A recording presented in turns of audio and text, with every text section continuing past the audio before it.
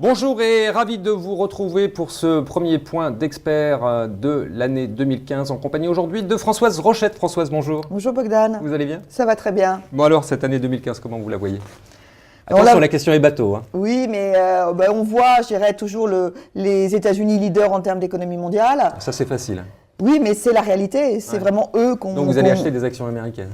Non, on va acheter du dollar. Ah. On va acheter du dollar parce que la Fédérale Réserve va normaliser sa politique. Ouais. Donc c'est bon pour le dollar, même si c'est consensuel. Peut-être que le rythme de hausse ne sera pas le même que les derniers mois, mais oui, il faut avoir du dollar. On pense aussi que les taux américains vont monter. Alors certes, la montée sera... Alors vous, en tant que... C'est intéressant là, cette réflexion, parce que en tant que vous, votre vrai métier, c'est la protection.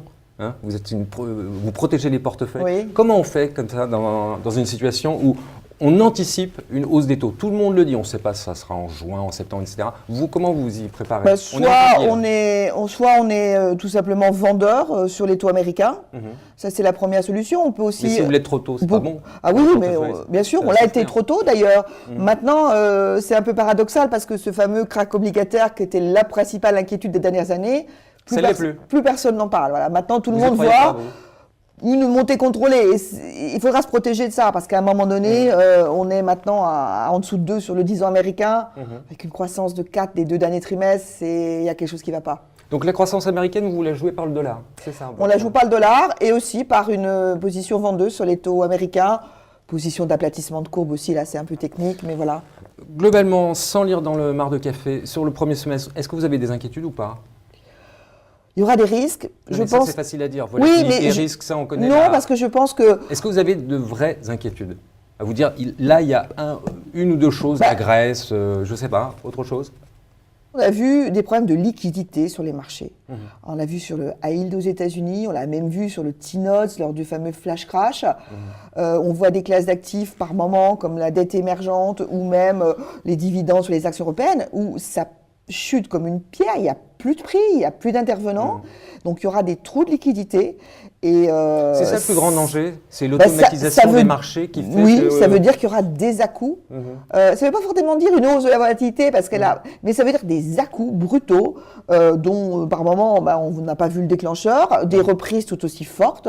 Et ça, on va en vivre régulièrement au cours de l'année. Oui, les inquiétudes sur le crédit, la liquidité a nettement baissé sur le crédit. Par exemple, on a une génération de gens qui n'a connu que des achats sur le primaire. Et puis, on voit bien que le fait de retirer du pouvoir aux banques, donc c'est fait dans un esprit plutôt bon de sérénité, mais on voit bien que le fait d'avoir des bureaux entiers confirmés sur les commodities, on voit bien que quand le pétrole baisse, c'est une pierre. Enfin, voilà. Sur le crédit, c'est pareil. Si vraiment les sorties s'enclenchent, il n'y aura plus de desk de banque, de book pour faire la sortie, disons, correcte. Ça va être une panique sortie. Donc, c'est parce que logiquement, ça ne devrait pas arriver, mais on voit bien que ces trous de liquidité, c'est quelque chose qui monte et je dirais que ça veut dire pour nous qu'il faut toujours garder de la place, parce qu'à un moment donné, on peut être amené à devoir investir à des niveaux d'ailleurs qu'on n'anticipait pas une semaine avant. En tout cas, on vous suivra avec beaucoup d'attention, Françoise. Merci beaucoup. Merci Bogdan.